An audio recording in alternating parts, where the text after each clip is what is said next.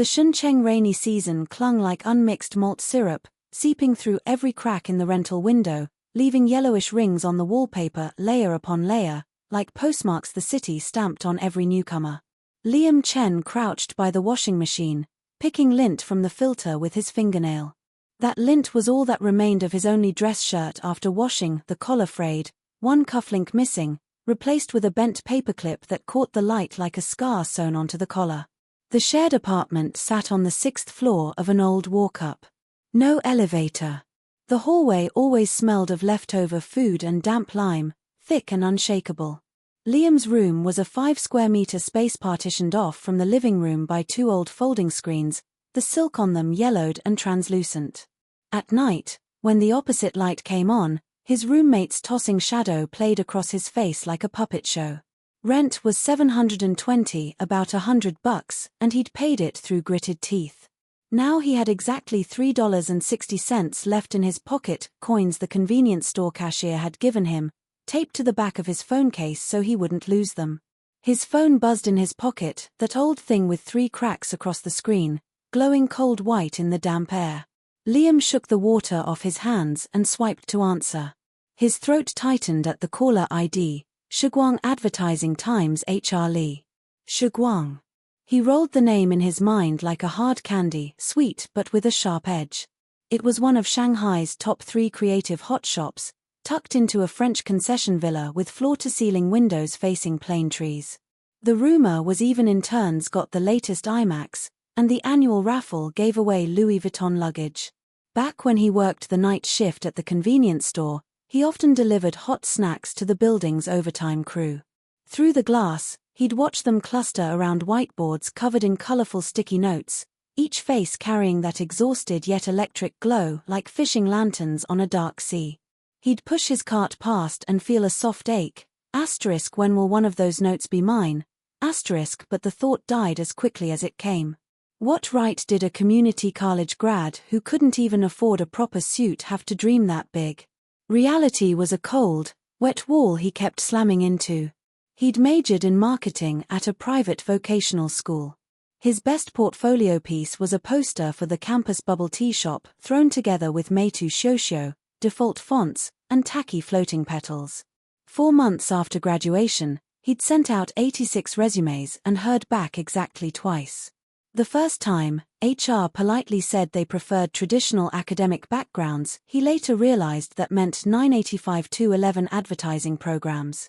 The second, the creative director flipped 2 pages of his portfolio, closed it, and looked up. You call this a visual concept? That day he walked out into a downpour. He had no umbrella, it had been swiped from his bag on the bus the day before, and he trudged 3 stops back to his shared room, his sneakers squelching with every step, mocking him. Hello, may I speak to Mr. Liam Chen? The voice on the line was steady, the tone professionally warm, like a script read from a card. Yes, it's me. Hello. Liam straightened up so fast his lower back slammed into the washing machine's edge, a dull pain shooting up his spine. He gritted his teeth and switched the phone to his other ear, lowering his voice. Sorry, it's a little noisy here. There was no one else in the room, he just didn't want HR to hear him panting. No problem. We received your application for the copywriter assistant position, and we found your piece Night Shift Convenience Store Observations quite interesting. We'd like to invite you to a written test and interview tomorrow at 2 p.m. at 567, Huaihai Road, just give your name at the front desk. Please bring your ID and a printed portfolio. She paused, then added, if you have more observational writing like that, feel free to bring it along. We value sensitivity to daily life. After hanging up, Liam stood frozen by the washing machine.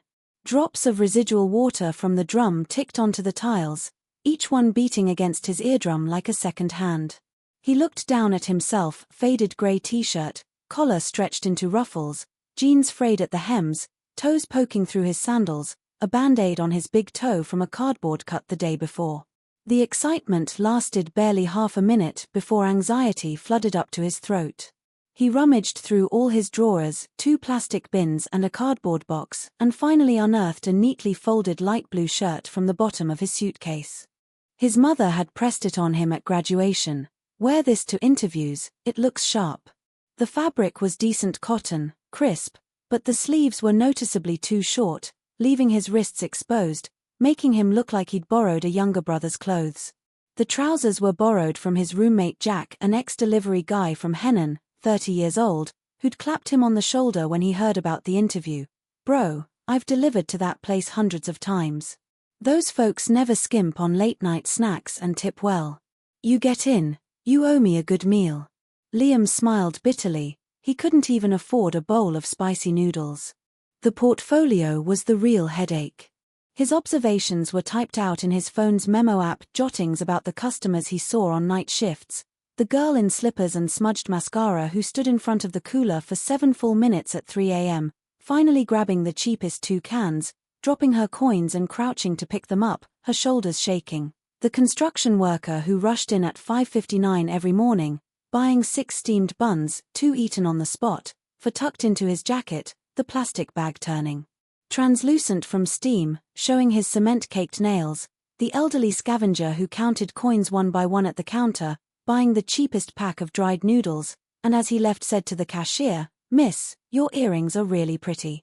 The writing was rough, unformatted, and the accompanying photos were blurry shots from his old phone, pixelated like oil paintings, but each carried the chill of the store's coolers and his own breath fog.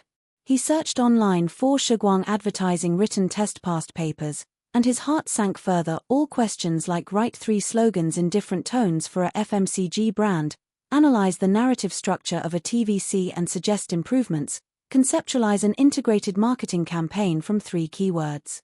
He understood the words, but couldn't answer any. He'd never properly made a PowerPoint in his life. The only one in college was a group project where he just gathered materials while others designed. Now he was competing against candidates whose resumes boasted Cannes Lions. He felt like a barefoot runner in a marathon full of carbon-plated shoes. That night, Jack snored above him, the neighbor's kitchen clattered, and the occasional screech of a car alarm from below mixed into a stew of noise. Liam lay on the bottom bunk, staring at a water stain on the ceiling shaped like a bird with its wing pointing at his forehead. He pulled out his phone and rewrote his observations word by word. A girl buying beer became she bought 2 cans, pressed one against her cheek for 10 seconds before pulling the tab, the fizz escaping like a short sigh. Construction worker buying buns became 6 buns, 2 eaten there, for tucked into his chest. The plastic bag steamed transparent against his skin like a second layer. He didn't know any creative methodology. He only knew he'd seen those eyes, tired, stubborn, with a few embers still glowing. He drifted off around 1 a.m., dreaming of sticky notes flying at his face, the writing smearing into black, and no matter how he rubbed, it only got darker until he was swallowed whole. The next day he arrived an hour early, afraid of being late, but more afraid of chickening out. At 567, Huaihai Road, the villa's walls were covered in ivy, and a brass plaque on the iron gate read Shiguang Times estimated 2006. The lobby smelled of fresh coffee and a woody incense. He took a quiet breath. Even the air seemed more expensive than in his shared flat. He checked himself again, shirt sleeves too short, a smear of ink from last night still on his wrist, which he scratched at uselessly before tugging the sleeves down. The receptionist handed him a visitor badge, her eyes pausing on his nylon belt waist for a second. She said nothing, but her lips twitched as if swallowing a question. 7 candidates sat in the meeting room. Some had studied abroad, listing internships at Ogilvy and Publicis. Others displayed dynamic portfolios on tablets, the animations as smooth as movie trailers. A few whispered about Cannes winners, nodding at John Lewis Christmas ads. Liam huddled by the window, his fingers rubbing the edges of his printed observation piece, the paper already damp with sweat, the ink blurred in one corner like a tear. Next, Liam Chen. He stood, knocking over a water bottle on the corner of the table. It rolled with a dull thud onto the carpet, spilling a small puddle. He bent to pick it up, ears burning, apologized repeatedly, and walked quickly into the interview room. The door clicked shut behind him, soft as a lock turning. Across the long table sat 3 people. In the center, Mark Zhao, creative group director, early 40s, shaved head, black t-shirt, beaded bracelets on his wrist, eyes like searchlights. To his left, the HR manager, polished makeup, twirling a pen with a jeweled cap. To his right, a young copywriter named Eric's son, holding Liam's portfolio, his lips curled in a faint smile, pity that stung more than contempt. Sit, Mark gestured, a scar running from his thumb to his wrist. Tell me, do you consider that night shift piece copywriting? Liam sat, hands clasped on the table, knuckles white. He took a breath and said, I think copy doesn't have to be just a selling line. It can be finding the right word for a moment that's usually overlooked. Those moments already have weight, we just give them a voice. Like what? Mark leaned forward, his bracelets scraping softly. Like the girl buying beer, Liam's voice steadied as he watched the plane leaves flutter outside like pages of an old book. The sound of that tab being pulled, it's more emotional than any word like relief or refresh. It's not happiness, it's release, a long-held breath finally let out. I'd want to put that sound into an ad, so the viewer could let out their own. Eric interrupted, a mocking lilt. And how exactly do you turn sound into visuals? Not gonna slap a QR code on it, are we? This is advertising, not ASMR. Liam froze. He'd never thought about the translation. All he had was a foggy feeling, like mist in his hands, visible but gone when clenched. Sweat trickled down his neck, his shirt clinging coldly, and he shivered imperceptibly. His mouth opened but no words came, as if his vocal cords had been clamped. Just as his mind stalled, his pocket buzzed, an email notification. He didn't want to look, but caught the sender, an anonymous address, subject line 2 words, look out the window. He glanced at the window, nothing unusual, just dappled light through plain leaves. But the email read, use synesthesia, write the tab sound as golden bubbles biting through aluminum, then pair it with a sequence of stills, bubbles bursting, light reflecting off the girl's cheek. Search for Budweiser's Sound Museum case, it's the textbook for audio to visual. Who? How did they know he was being grilled? And why help? He had no time to dwell. Mark raised an eyebrow, need to check your phone? Sorry, just a reminder. Liam took a deep breath, forcing his heart to slow, feeling his temples pulse like a caged bird. He looked up and paraphrased, I thought of a way, visualize the sound. Slow-motion close-ups of the bubbles sparkle, with the subtitle, after the pop, the night begins. Referencing Budweiser's museum, no actual sound needed, the audience will imagine the pop themselves, because everyone's opened a can. Mark's eyes lit up like a match struck in the dark. He turned to Eric, his tone flat. That beer pitch you gave last week, wasn't that the same direction? You talked about shooting condensation on the can, but you missed the pop hook. Eric's face reddened, then paled. He looked down, his fingers twisting under the table. The rest of the interview went smoother. Mark asked about customer traffic patterns at different hours. Liam answered readily, 1 a.m. office workers buying coffee, not price-sensitive, just wanting the strongest brew. 3 a.m. club-goers buying water, loud but with hollow eyes. After 5 a.m., sanitation workers buying the thickest gloves, even in summer, because garbage bins always had broken glass. The HR manager nodded, circled something on her score sheet, and said, we'll notify you about the final round within a week. Please keep your phone on. Walking out of the villa, Liam's back was soaked through, his shirt displaying a dark map of sweat like an unfinished ink painting. He leaned against the sun-warmed stone pillar, and the heat through his damp shirt made him shiver. He pulled out his phone and opened the anonymous email. The address was a string of gibberish, unreachable and untraceable. Just as he was about to lock the screen, a bank alert popped up. Your account 2109 has received a transfer of $112, 800 renminbi, current balance $113. Originally had 20 cents.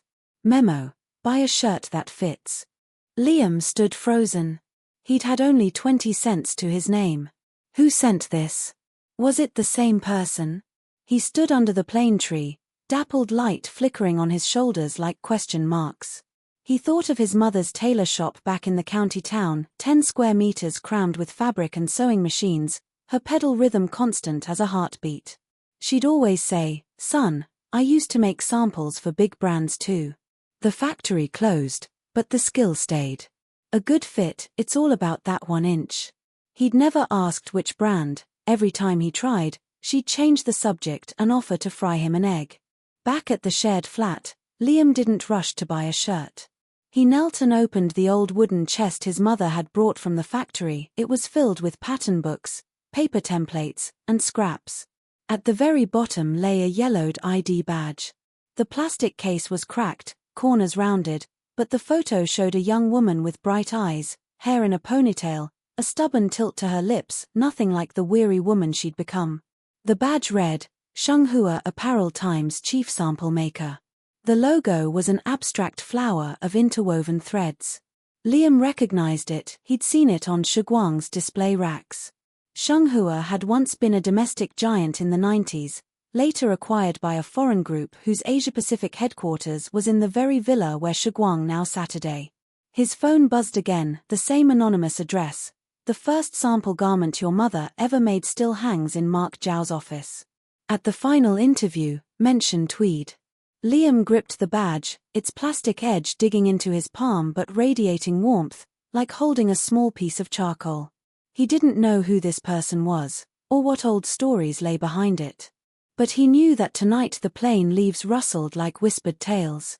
In the distance, delivery scooters honked, jazz drifted from a cafe. The city was still noisy and rough.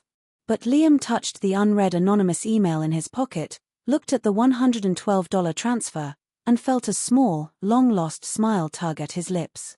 He walked back to his room, opened his mother's dust-covered sewing machine, the one Jack had rescued from a trash pile, and tried to lengthen the shirt sleeves by an inch. Just an inch, but enough to stand a little straighter. Over the next 3 days, the longest 72 hours of his life, Liam bought a cheap shirt online for $5, printed his materials, and reformatted his observations with free fonts and hand-drawn icons, lighters, gum, hot dog racks. He spent hours researching Shenghua, once a state-owned enterprise making wool suits and overcoats, famous for its tweed fabric, durable and refined, the uniform of Shanghai's white-collar class in the 90s. By the mid-90s, foreign brands flooded in, Shenghua's management aged, designs stagnated, and it was acquired by a British group in 2002. His mother's badge dated 1998, the tail end of the golden era. She was 26 then, fresh from a county tailoring course, hired for her extraordinary skill, and promoted to chief sample maker within a year. A village girl with no high school diploma, using just scissors and a ruler to step into the city's most prestigious garment factory. Liam remembered his father, a taciturn construction worker, home twice a year. His mother never complained, just sat straight at her machine, every sample millimeter perfect. Once he'd asked which garment she was proudest of. She paused. A short tweed coat, stand collar, darts at the back waist, made you look tall. A designer liked it so much he hung it in his office. At the time Liam didn't think much, now he recalled the light in her eyes, like a filament suddenly glowing. The final interview came. Liam wore his new cheap shirt, still discount, but proper size, and arrived early. Mark's office had a wall of bookshelves, and in the corner hung a dark grey tweed coat, stand collar, cinched waist, stitching as fine as print. Mark sat with a black coffee. Beside him was a middle-aged woman in glasses and a simple black suit, Fiona Fang, strategy partner and chief interviewer. She studied Liam with a gentle but piercing gaze. We read your observations. Your writing isn't polished, but it has a rare bluntness, not numb, but unvarnished. We want to see if that can translate into commercial work. Liam opened his PPT. He started with his convenience store nights, then pivoted. Today I want to talk about one word: tweed. It's a fabric, but also a measure of time. In the 90s, ordinary workers wore it because it was durable, decent, and affordable dignity. It disappeared not because of poor quality, but because no one had time to sew it. But in my hometown, a tailor, my mother, can make a coat sleeve in 40 minutes, exactly 4 stitches per centimeter. She says a machine can't match that density, because the hand knows when to ease and when to pull. He placed the tweed scrap and his mother's badge copy on the table. Fiona's eyes fixed on the badge, her finger trembling slightly. She looked at the coat on the wall, then back at him, her voice lowering. What's your mother's name? Grace Chen. Fiona stood, walked to the coat, touched the inner collar with her fingertips. When she turned, her eyes were red. This coat was made by Grace Chen. In 1999, I directed Shenghua's autumn-winter show. Every sample came from her hands. After the acquisition, I left for advertising, and I bought this sample. Your mother's work is the cleanest I've ever seen. Liam was stunned. Fiona was the former Shenghua design director. She added, I've been looking for her, to consult on craftsmanship. Never found her. You showing up, it means the thread wasn't cut. Mark slapped the table. So what's your pitch? How do you turn this coat into an ad? Liam steadied himself, a video series called Invisible Stitches. Each episode follows an old craftsman, no selling, just their hands, cutting, marking, sewing, pressing. The final episode, my mother remakes that tweed coat from cloth to completion, unedited. This would be the prelude to relaunching Shenghua as a sub-brand. Everyone talks about Guoqiao national wave, but it's not just patterns and slogans, it's real, surviving craft. Data, craft-related videos on Bilibili grew 230% last year, with 70% under 30 years old. We don't need to shout, just record the sound of stitches, and people will listen. Fiona removed her glasses, wiped them, and looked at Mark. I want him. As Liam left, Fiona called out, Is your mother's old scissors still there? He nodded. She smiled. Tell her I never learned that sleeve-closing technique. Have her come for tea. Liam joined as a junior copywriter, 3-month probation, salary $870 per month. He sent $420 to his mother, memo, new fridge. She called, voice trembling, keep it for yourself. He said, company meals are free, though he really ate bread and pickles. His desk sat next to Eric's son, the sneering copywriter from the first round. Eric had a top-tier degree, a year's experience, and was seen as Mark's protégé. But Liam quickly sensed deeper animosity. When Mark assigned Liam to write 5 slogans for a drink brand, Liam stayed up 2 nights. Eric helped by tweaking a few words. In review, Mark praised Eric's sharper version. Liam noticed 2 phrases were identical to his, just reordered. Eric shrugged. Great minds think alike. It happened again. Liam learned to save every draft, CC himself on emails, and timestamp final copies. Jack, chewing an apple at night, said, You office types fight so gently. Back at the delivery station, would just dump food in the guy's basket. Liam laughed but knew he couldn't blow up. He needed the salary to save for his mother's knee surgery. Then came a major pitch, a domestic sports brand, Flying Swallow, with an $1.1 million budget. Mark made Eric lead copywriter, Liam as support. Eric pitched 3 directions, all clichés like brake limits. Liam had secretly surveyed sports drink buyers at convenience stores and found 60% were delivery riders. They didn't want breakthrough, just shoes that wouldn't unglue. He approached Mark with his data. Instead of celebrity slogans, shoot a documentary of delivery riders' shoe soles, worn, split, muddy, and say Flying Swallow, with you every delivery. Low cost, high empathy. Mark gave him half a day to write it up. Liam poured in all his observations. The client, whose marketing manager had been a rider, approved instantly. They won the pitch, and Liam was promoted to full copywriter early. Eric, humiliated, took sick leave. Liam knew he'd just been lucky. Without the anonymous emails, his mother's coat, Fiona's help, he'd have had no chance. He tried tracing the sender, but IPs bounced overseas, transfers untraceable. 3 weeks later, a parcel arrived from his mother's county, but sender Ms. Fang. Inside, the old scissors, blue cloth-wrapped handle, blade gleaming. And a handwritten letter on yellowed paper. Liam, your mother left these scissors in my office when she left Shenghua. I've kept them for 22 years. She cried on her last day, the factory is gone, but the craft must stay. Later I heard she opened a tailor shop, raised you alone, never asked for help. These are hers. Also, I sent those anonymous emails. Your mother once saved a project for me, and I owed her thanks. The $112 was a congratulation, no need to repay. Bring her to Shanghai. I want to see her. Fiona Fang. Liam called his mother, not mentioning the scissors, just, "Mom, do you know a Fiona Fang?" A long silence, then her soft laugh. "She was the first designer I mentored. She always ate plum candies while sketching, sticky fingers." "Is she okay?" Liam heard the tremor in her voice. "She's fine, she wants you to come for tea." His mother paused. "Then I'll clean up my sewing machine and bring it." 3 months later, Flying Swallows ad launched, no stars, just close-ups of 3 delivery riders' feet, splashing through rain, running under sun, stumbling on stairs.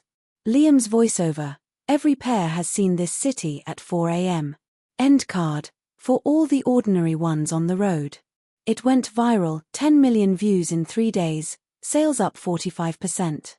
The client sent a delegation to thank him. That night, Liam treated Jack to barbecue, 100 skewers of lamb. Jack mumbled through a kidney, "Don't forget me when you're rich. Man, I brought you so many Odin runs." Liam raised his beer, "Never. That pair of trousers you lent me, still in my box, I'll dry clean it when I get a raise." At the celebration, Mark whispered, "You know why Eric resented you? That sound visualization you mentioned, it was a pitch he lost to a client last year.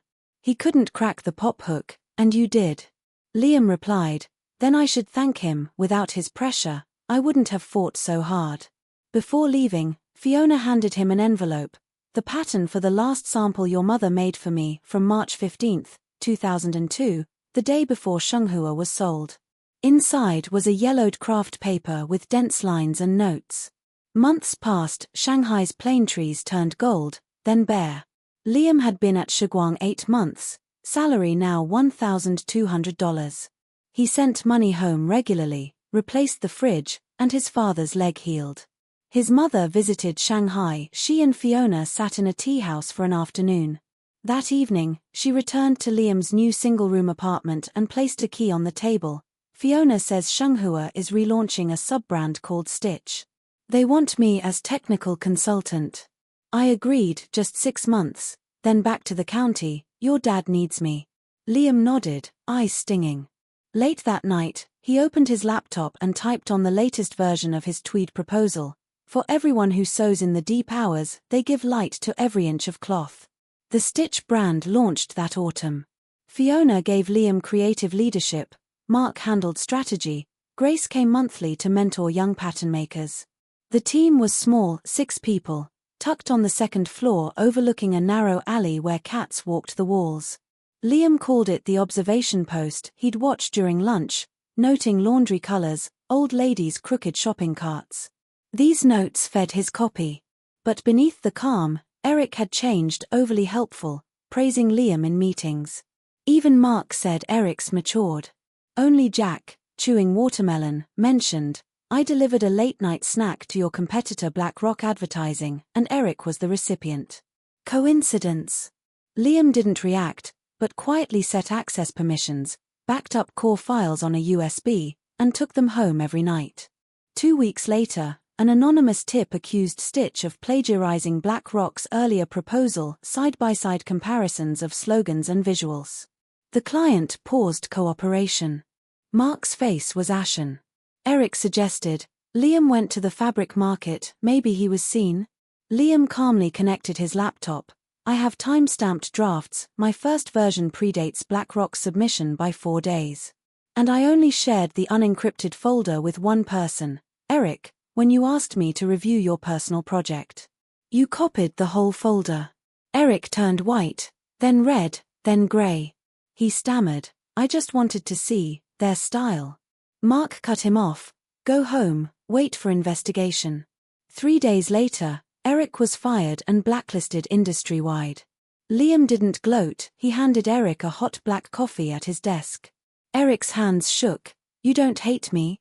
Liam said, "I do. But my mother said fabric grains differ, they don't mix. You go your way." The Stitch brand faced relentless pressure, growth, investors, media. Liam held firm, no more than 30 new SKUs yearly, every store location approved by him and his mother, any collaboration preserving core craftsmanship. When a flashy new brand Boyu, Brocade, launched with huge budgets and bold claims, tradition is a shackle. We disrupt. Liam didn't respond with words. He sent all Stitch products to independent labs for durability tests, published the full reports online: stitch strength, abrasion resistance, button pull force, with a final line: disruption is fine. We choose to stand on the side of time. Customers posted photos of decade-old coats, saying Stitch reminds me of my grandmother's hands. The brand's reputation solidified. Then winter brought a snowstorm. Liam's father called. Grace had collapsed at her sewing machine, heart trouble, needed surgery. Liam rushed her to Shanghai, where she had a stent placed. During recovery, she sewed him a pair of sleeve covers, deep blue with elastic edges, perfectly fitting. He wore them every day. Afterward, she stayed in his apartment, spending afternoons making small items: coasters, handkerchiefs, book covers, which she'd leave on the windowsill. Liam would come home and feel the warmth ironed into every piece. Year after year, Stitch grew. Mei Shen, a shy girl from Guizhou Mountains, joined. Grace trained her, saying her drafting instinct is steadier than mine was. Mei later designed a collection blending Miao embroidery with traditional cutting, winning acclaim. Ace, a dropout who'd learned shoemaking from his grandfather, joined the apprenticeship program and made his first pair of leather shoes. Liam wore them and told him, "Your grandfather's needle, you caught it." Fiona retired, handing strategy to Liam. At her farewell, she said, "Your mother taught me scissors, you taught me to move forward. I'm at peace." Liam felt the weight of becoming the one who held the umbrella. In year 5, Stitch won a National Craftsmanship Brand Award. Grace attended in a dark green velvet jacket she'd altered herself. Liam's speech was short. "This isn't for me, it's for everyone who keeps the sewing machine light on at night. Our stitches may be fine, nearly invisible, but it's those invisible things that hold up visible lives." Later that night, he wrote in his memo, "5 years ago, I ate instant noodles on a shared balcony, not knowing tomorrow. Now I have an office with a loquat tree, a team who sews beside me, and scissors passed through 3 generations. But what steadies me most is that every time I look back, my mother is still there, threading the needle, and in that moment, the light never breaks." Year 6 brought a letter from Japan. Masaru Tsuruta, 4th-generation head of Tsuruya Textiles, a century-old kimono fabric house. He proposed collaboration. Tsuruya supplies premium fabric, Stitch designs modern garments, sold simultaneously in Tokyo and Shanghai. Liam visited Kyoto with Mei. Masaru, in a faded indigo kimono, served matcha in his tea room and said, "My grandfather said fine fabric breathes. Your clothes must let it breathe." The Crossing the Sea collection, 12 pieces using Tsuruya cloth but Chinese flat pattern cutting, launched to queues in both cities. One Japanese customer wrote, "Wearing it, I feel wind on my shoulders." Liam's mother saw her stitches displayed alongside Tsuruya's antique kimonos at their centennial exhibition. She said quietly, "Fabric doesn't speak, but it travels far." Grace returned home to organize her patterns, 3 boxes spanning from 1988 to the present. She digitized them all, recorded audio stories for each. Liam helped compile the pattern collection open-sourced on their website. Downloaders from over 60 countries. A tailor in Africa said adjusting the sleeve curve fit their climate better. A Nordic designer found inspiration in the folded pleats. Grace said, "My patterns went abroad. Farther than I ever did." A short documentary film followed her for a month. No music, only scissors, machine, and her occasional cough. It scored 9.6 online, most comment, quiet. Years 10, 11, 12 challenges came. AI custom clothing threatened lower cost production. A hotel chain ordered 3,000 uniforms with a tight deadline. Liam lived in a factory dorm, overseeing every step, and they delivered 4 days early with reinforced stitching. Jack wrote from his hometown in Henan, now running a small shop selling groceries and stitch socks. He closed, "I still have that belt, saving it for my son. Visit for hot soup." Liam kept the letter with the scissors. The loquat tree in the old factory courtyard fruited its first full crop in year 13. Grace came unannounced, reaching for the yellow fruit. They sat on the stone bench, eating them together, sweet with a little tart. Passing the old tailor shop site, now a bubble tea place, she said, "I once let out a wedding chipow 1/2 inch for a woman who'd gained weight. She cried when she could wear it again. Then she told Liam, 'You've done better than me. I just held the needle, you pass it to others.'" Liam blinked hard. Year 14, Liam approved May's proposal for Next Generation Stitch, training young designers in traditional cutting logic, not just surface imitation. He traveled to May's village in Guizhou with the team, spending 12 days learning indigo dyeing, listening to elders' stories of patterns, spirals for ridges, zigzags for mountains, diamonds for windows. The grandmother gave him a palm-sized piece of fabric, water and mountain patterns with a star at the center, and said through May, "Only I know this weave. I taught her. Keep this piece in your clothes, and you'll never lose your way." Back in Shanghai, they created the Mountain Road collection, using the fabric's tension logic to create natural folds without darts. The collection was featured in an international fashion magazine. Liam's mother texted, "I drew something like that once, but never wove it. You did it for me." Year 15, a young leatherworker in the alley recognized Liam and said his sister had learned dyeing from May. Liam encouraged him, and the boy started his own shop. At the summer meeting, May proposed expanding the apprenticeship program from 3 to 10 annually. Liam hesitated, fearing loss of quality. He called his mother, she said, "I was scared too, first 3 years, I feared not making rent. But fear doesn't stop the needle. When you're unsteady, sit and pedal, hands move, heart steadies." Year 16, a new workshop rose beside the old factory. Grace embroidered a banner with 4 characters, "Threads through generations." Fiona came, and the 2 old women sat on the steps, drinking tea, while sparrows hopped under the loquat tree. May won a design award, giving a tearful speech, "Thank you to everyone who put a needle in my hand." Ace filmed it, hands shaking. Year 17, Liam revisited his old shared apartment. The room was now someone else's bedroom, the partition gone. He took a photo, saved it with the old blurry one from his bunks, labeled First Stop.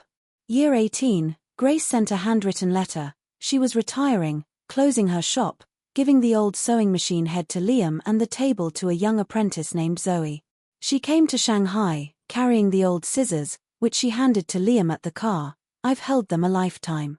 Your turn now." On the highway, she fell asleep against the window, and Liam saw the county town shrink in the mirror.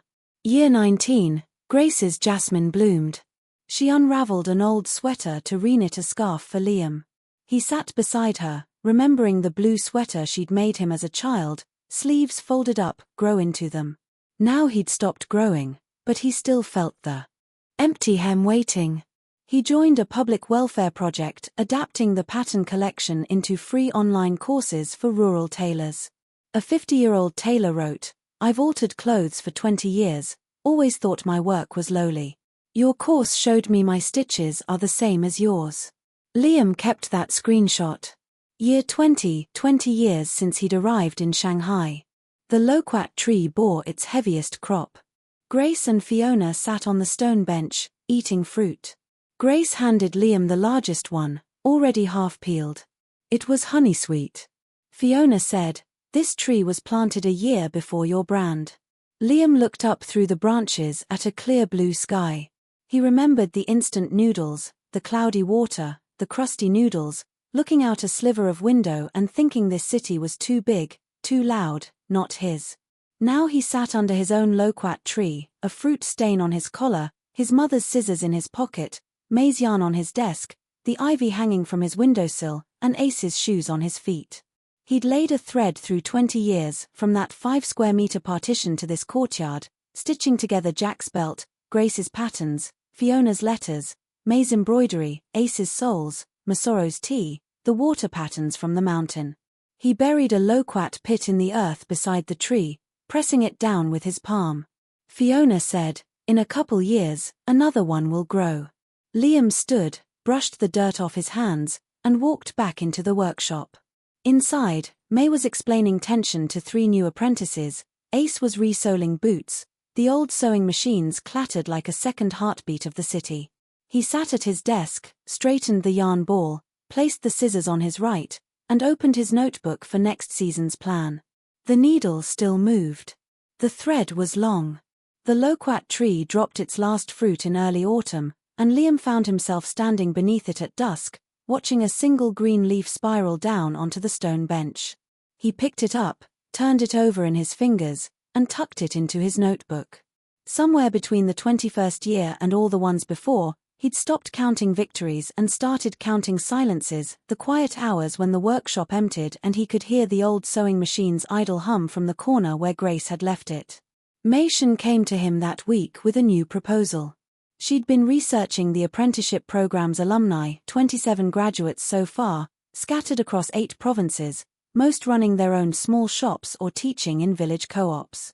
"They're doing good work," she said, her voice still soft but carrying an edge of conviction she'd developed over the years. "But they're isolated. They don't talk to each other. I want to build a network, online meetups, shared patterns, a collective ordering system for materials. If we pool their buying power, they can access better fabric at lower prices." Liam listened, then asked, "How much would it cost to run?" "About 40,000 a year, maybe less if we partner with the suppliers we already use." He opened his laptop and pulled up the brand's annual budget. After 20 years, Stitch had a healthy reserve, but every dollar spent on infrastructure was a dollar not spent on product. He traced the numbers with his finger, then looked up at May. "Do it. But I want you to lead it, not me. You know their names, their villages, their struggles. I don't." May's eyes widened for a fraction of a second, the same flicker he'd seen in her when she first held his mother's scissors. She nodded once, then walked back to her desk without another word. Liam watched her go, noticing how her shoulders had settled over the years, how she no longer walked as if she were trying to be invisible. That evening, he called Grace. She was back in her small apartment, her jasmine plant now sprawling across the balcony railing. "May's taking over the alumni network," he said. His mother's reply came after a long pause. "Good. You were never meant to carry everything alone." "Neither were you," he said. She laughed, a dry, quick sound that still carried the warmth of her younger self. "I know that now. Took me 70 years to figure it out." A new competitor emerged, not a flashy disruptor like Boyu, but a quiet, well-funded startup called Thread. They didn't boast about AI or disruption. Instead, they marketed themselves as heritage-inspired, using vintage patterns and retro branding, but their garments were entirely machine-made in low-cost regions. Their prices were half of Stitch's, and their social media campaigns were slick, targeting the same millennials and Gen Z that Stitch had cultivated. Liam's team grew anxious. "They're eating our lunch in the 25 to 35 demographic," his marketing lead reported. "Our sales in that bracket are down 12% this quarter." Liam didn't panic. He called a meeting and asked everyone to bring one item of clothing they'd owned for more than 5 years, not a Stitch piece, just anything from their own closets. The team returned with faded denim jackets, patched sweaters, a wool scarf with a torn edge. He lined them up on the conference table and asked, "What's the story behind each piece?" The answers came slowly: a jacket from a road trip, a scarf from a grandmother, a sweater that survived 3 moves. Liam picked up the scarf and held it against the light. "Thread can't sell this. They can sell a scarf that looks like this, but not the time you spent wearing it, the hole you patched, the day you spilled coffee on it and didn't throw it away. We don't compete on price. We compete on attachment." He proposed a new campaign: "Wear it longer." No new products, just a series of workshops teaching people how to mend, patch, and reinforce their own clothes, free, open to anyone, held in the old factory every Saturday. The first session drew 12 people. By the fourth, they had to cap attendance at 50. Participants brought their grandfather's overcoats, their children's ripped knees, their own faded favorites. The Stitch seamstresses taught basic stitches, button replacement, and how to darn a sock. Someone filmed a short clip of an elderly woman teaching a teenager how to thread a needle. It went viral on local social media, and Thread sales plateaued while Stitch's brand loyalty deepened. Liam sat in the back of the workshop during one of those sessions, watching a young father carefully sew a patch onto his daughter's backpack. The man's stitches were crooked, but his daughter clapped every time he finished a row. Liam thought of Grace, of all the nights she'd sewn his school bag and his sleeves and his torn jeans. He took out his phone and texted her a photo of the scene. She replied, "That's how it starts. One stitch, then another." Ace's shoe shop expanded. He'd moved from the 8-square-meter alley space to a proper storefront on a busy street, with a glass window display and a small bench for customers to sit while he measured their feet. He now employed 2 assistants, both former apprentices from Stitch's program. His shoes had developed a cult following among young professionals who valued comfort and understated design. Liam bought his 3rd pair from Ace, a simple brown Oxford, and wore them to an industry conference where he was asked to give a keynote. The conference hall was packed with designers, marketers, and investors. Liam had prepared slides, but when he stood at the podium, he set them aside. He told the story of his first shirt, the one with the paperclip cufflink, and how he'd worn it to his first interview. He told them about the anonymous email and the $112 transfer. He told them about his mother's scissors and her 22-year-old pattern collection. He told them about the loquat tree and the father mending his daughter's backpack. "I used to think success was getting a job at Shiguang," he said. "Then I thought it was building Stitch. Now I think success is walking into a room and seeing someone else mending something because they learned it from someone who learned it from someone else. That's not a business model. That's just a line that keeps going." A young woman in the front row raised her hand. She introduced herself as the founder of a small sustainable fashion label in Chengdu. "Your open-source pattern library changed the way I teach my interns. We use your sleeve drafting method as our baseline. I don't think I ever thanked you." Liam smiled. "You just did." After the conference, he sat alone in the hotel lobby, scrolling through his phone.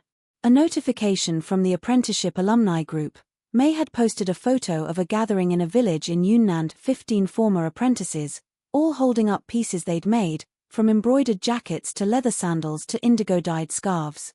The caption read, "We're still sewing." Liam zoomed in on a young man in the back row, wearing a Stitch-branded apron, grinning with his arm around an older woman who held a needle and thread in her weathered hand. He saved the photo to his favorites folder, next to the picture of Grace with the loquat tree. Grace turned 72. She'd slowed down noticeably, her knees ached on damp days, and she no longer climbed the ladder to reach the top shelves in her apartment. But she still sat at the old sewing machine for 2 hours every morning, though now she mostly repaired items sent by neighbors, torn curtains, loose buttons, a favorite dress with a split seam.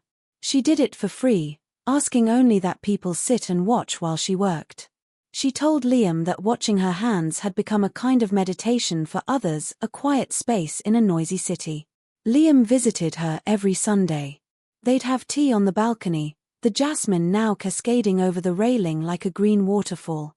One afternoon, she pulled out a small box from under her bed, a tin box that had once held cookies, now lined with faded velvet.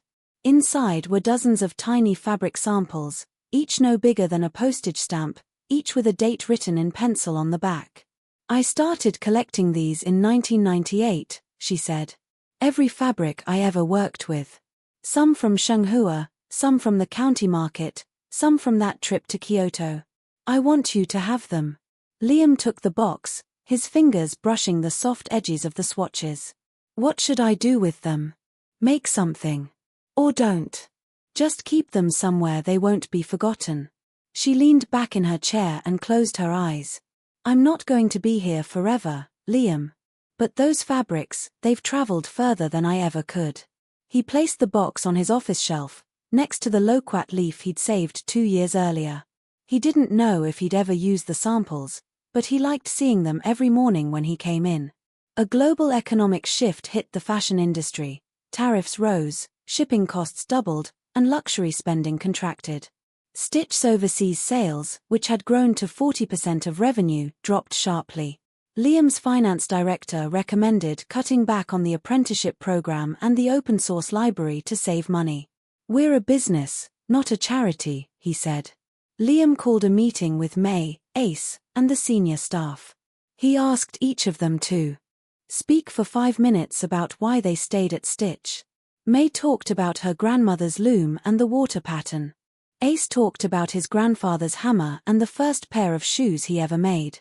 The senior seamstress talked about the old factory slogan, "Quality is life, craft is root," and how she'd joined Stitch because it still meant something.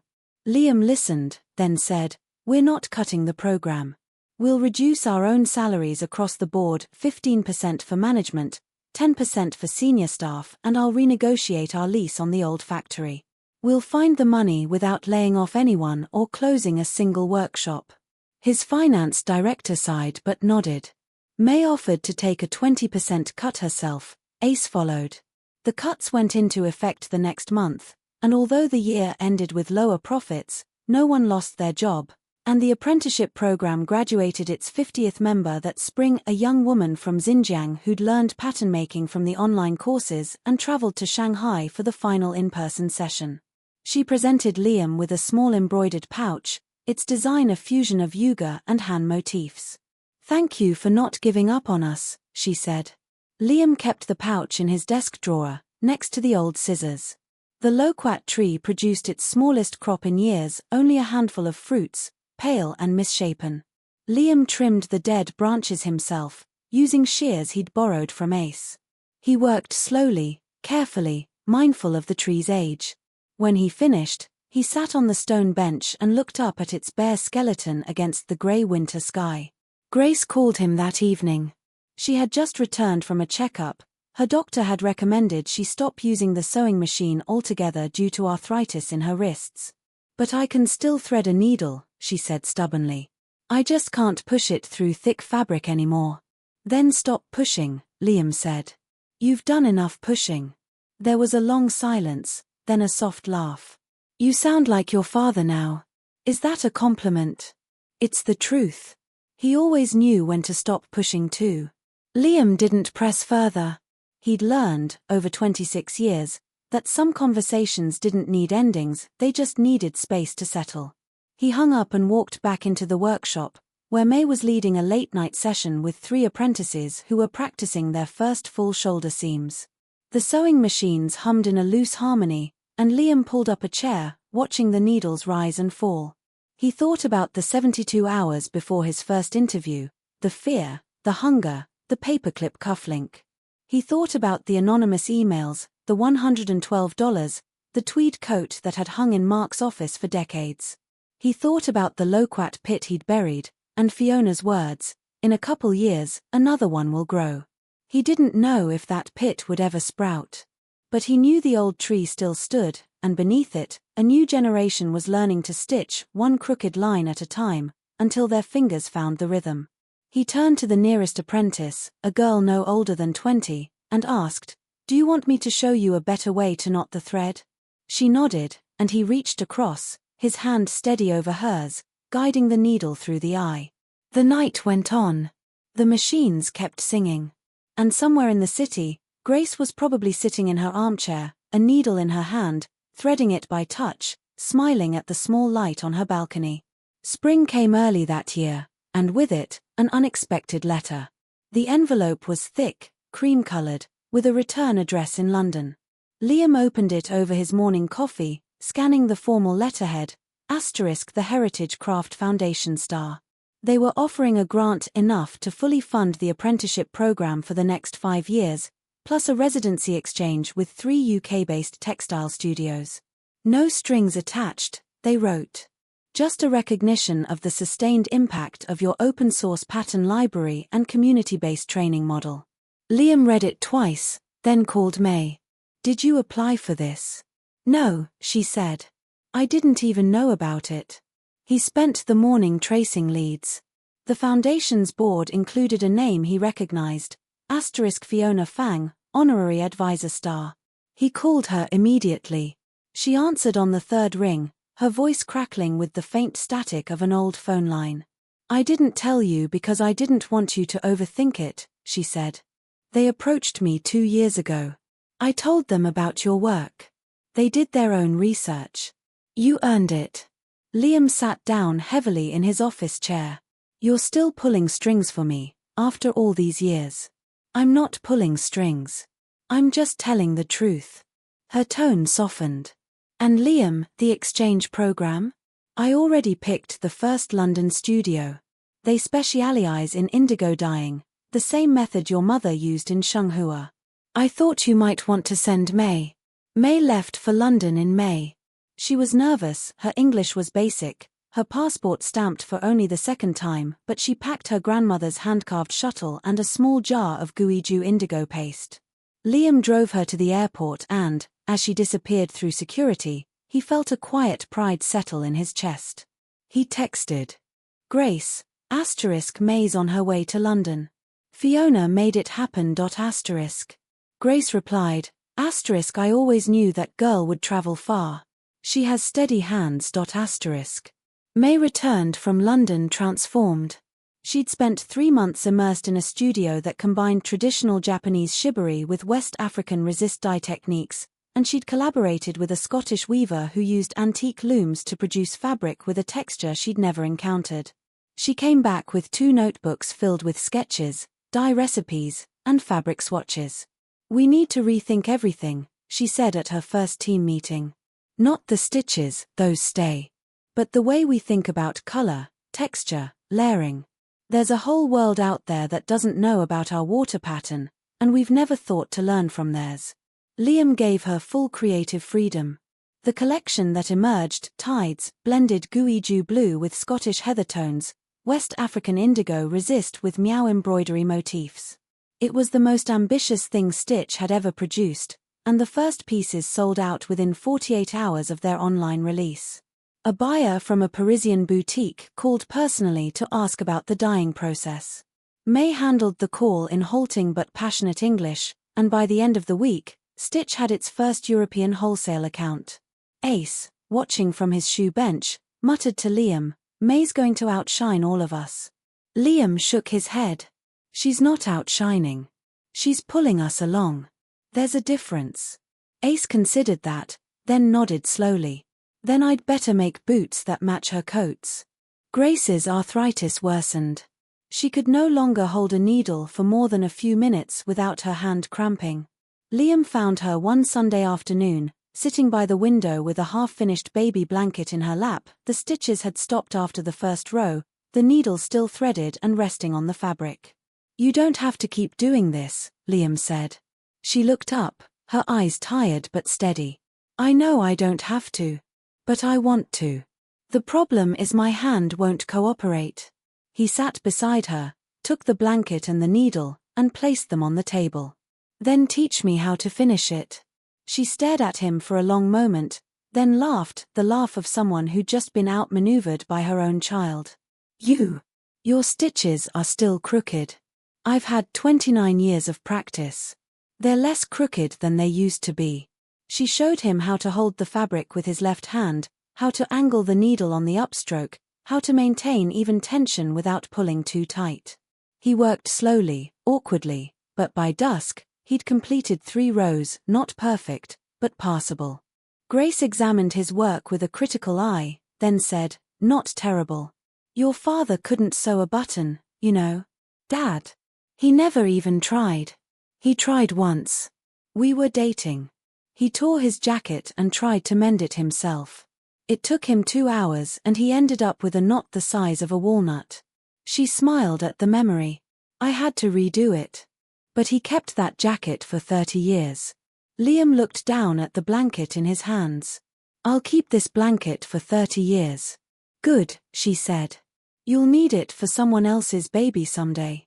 He didn't ask what she meant. Some things, he'd learned, didn't need to be said outright. The 30th anniversary of Stitch fell on a humid July day, much like the day Liam had first received his interview call. This time, there was no celebration, no retrospective exhibition. Instead, Liam gathered the entire team, 23 people now, counting apprentices and part-timers, in the old factory courtyard under the loquat tree, which had finally sprouted a new shoot from the pit he'd buried 7 years earlier. The sapling was thin, barely waist-high, but it had leaves. He stood in front of them and said, 30 years ago, I was eating instant noodles in a 5-square-meter room, wondering if anyone would ever give me a chance. Now I'm standing here, and I know that the chance I got was never really about me. It was about all the people who handed me a needle, a pattern, a piece of fabric, and said try.